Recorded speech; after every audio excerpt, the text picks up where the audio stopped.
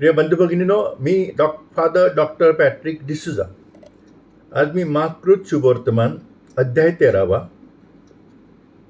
वचन 33 ते 37, सावध असा, जागृत रहा, या वचनावर मनन चिंतन करत आहे. आजच्या शुभवर्तमानाच्या ह्या उतार्यात येशू त्याच्या शिष्यांना सांगत आहे की सावध असा, जागृत रहा, ती वेळ कधी येईल ते माहीत नाही. मुळात येशू आपल्या शिष्यांना दोन गोष्टी सांगत आहे. एक, सावध असा, जागृत रहा. दुसरी, कारण ती वेळ कधी येईल हे आपल्याला माहीत नाही. येशू आपल्याला काय सांगत आहे आणि त्याचा आपल्या जीवनावर काय परिणाम होत आहे ते आपण बघूया. ती वेळ कधी येईल हे आपल्याला ठाऊक नाही. सर्वप्रथम आपण हे समजून घेतले पाहिजे की येशू आपल्या शिष्यांना सावध असण्यास आणि जागृत राहण्यास का सांगत आहे. तो हे सांगत आहे कारण ती वेळ कधी येईल ते आपल्याला आणि कोणालाही माहीत नाही. येशू कोणत्या वेळेबद्दल सांगत आहे इथे? तो आपल्याला दोन वेळेबद्दल सांगत आहे. पहिलं, जेव्हा येशू दुसऱ्यांदा त्याच्या गौरवात मानव जातीचा न्याय करण्यासाठी येईल ती वेळ. आणि दुसरी, जेव्हा आपला मृत्यू आपल्याला भेटेल आणि न्यायासाठी परमेश्वरासमोर उभे राहण्यासाठी तो आपल्याला घेऊन जाईल ती वेळ. येशू स्पष्ट शब्दात सांगतो की आपल्याला ह्या दोन्ही वेळा माहीत नाहीत. ह्या घटनांची वेळ फक्त परमेश्वरालाच माहीत आहे. सावध असा, जागृत राहा. आपल्या मृत्यूच्या वेळेबद्दल आणि शेवटच्या न्यायाच्या वेळेबद्दल आपल्याला माहिती नसल्यामुळे आपण सावध असावे आणि जागृत राहावे अशी येशूची इच्छा आहे. सावध असा, जागृत राहा, येशूच्या उपदेशाचा काय अर्थ आहे हे समजून घेण्यासाठी आपण येशूच्या शब्दांवर चिंतन करणे आवश्यक आहे. येशूने म्हटले आहे, हे एखाद्या मनुष्याने निघून जाण्यासारखे आहे. तो आपले घर सोडतो आणि आपल्या नोकरांना प्रत्येकाला त्याचे नेमलेले काम देतो आणि दारात असलेल्याला जागृत राहण्यास सांगतो. तो आपले घर सोडतो त्यावेळी त्याच्या नोकरांना घर सांभाळण्याची जबाबदारी देतो. परमेश्वरांनी विश्वाची देखरेख करण्याची जबाबदारी राष्ट्रांना आणि लोकांवर दिली आहे आणि त्यांनी जगाची काळजी घेणे अपेक्षित आहे. म्हणून सर्वप्रथम ही सर्व राष्ट्रांची आणि जगातील लोकांची सामूहिक जबाबदारी आहे. काय समस्या आहेत जगापुढे आज? पर्यावरणाचा ऱ्हास, हवामान बदल, जगातील गरिबी आणि उपासमार, रशिया आणि युक्रेन यांच्यामधलं युद्ध, अशा प्रकारची राष्ट्रांमधील युद्धे, करोनासारखी महामारी, उपासमार, कोट्यावधी लोकांचे स्थलांतर आणि विस्थापन यासारख्या विश्वासाठी चिंतेची अनेक क्षेत्रे आहेत. बेरोजगारी, समाजातील अशांतता, दंगली आणि अशा अनेक समस्या आहेत ज्यासाठी कोणती एक व्यक्ती किंवा एक देश फार काही करू शकत नाही. या समस्यांसाठी UN, WHO ह्यासारख्या जागतिक संस्थांकडून संयुक्त प्रतिसाद आवश्यक आहे.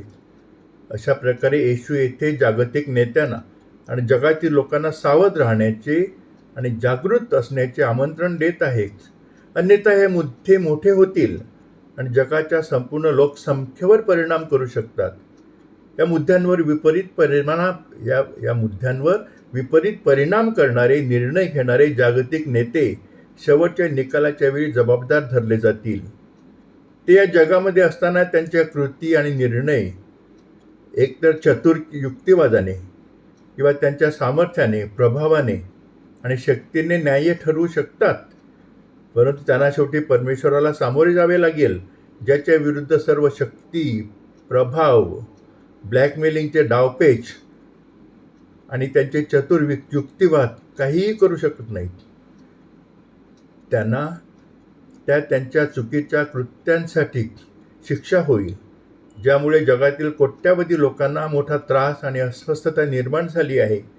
म्हणूनच जागतिक नेत्यांनी इतर राष्ट्रांच्या, विशेषतः गरीब राष्ट्रांच्या चिंतांकडे दुर्लक्ष करून केवळ आपल्या देशाच्या किंवा प्रदेशाच्या संकुचित हिताचाच नव्हे तर संपूर्ण जगाचा विचार करणे आवश्यक आहे. पोप फ्रान्सिस यांनी या चिंतेला, जगासमोर ज्या चिंता आहेत त्यास त्यांच्या पुढील परिपत्रकात उत्तर दिले आहे.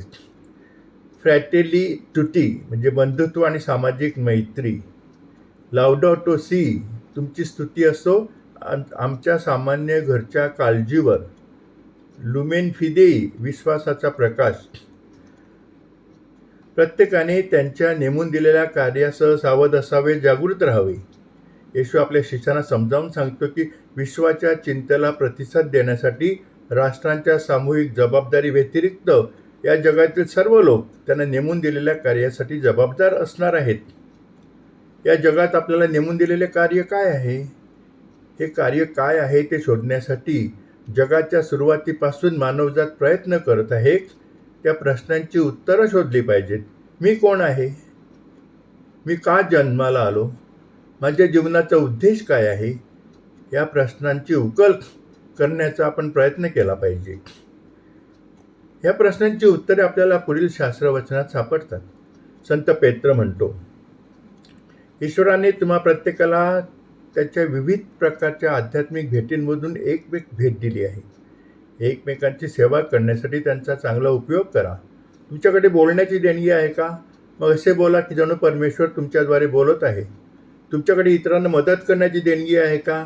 ती मदत आपण परमेश्वराने दिलेल्या शक्तीने करीत आहोत अशी करावी.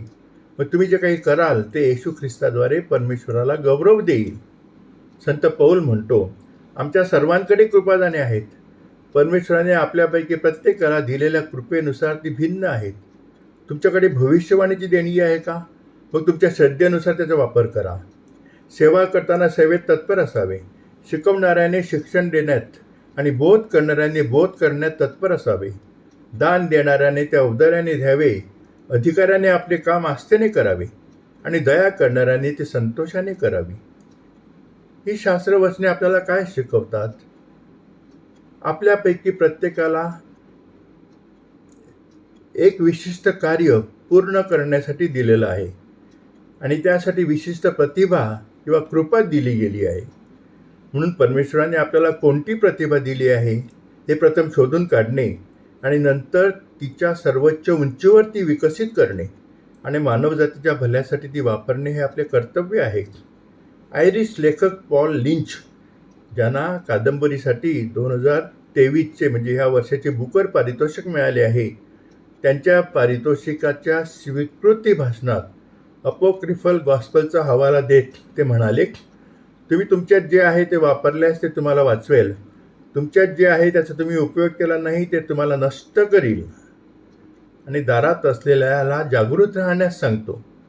याचा अर्थ काय आहे?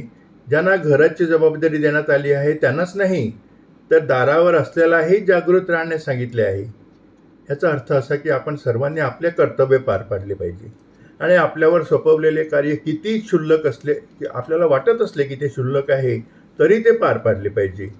खरं तर परमेश्वराने आपल्यावर नेमून दिलेली सर्व कामे आणि जबाबदारी त्याच्या दृष्टीने महत्त्वपूर्ण आहेत. आपण सर्व नोकऱ्या, सर्व कार्य समान मूल्याच्या दृष्टीने पाहणे आवश्यक आहे. आपल्याला दिलेले कार्य चोखपणे करायचे.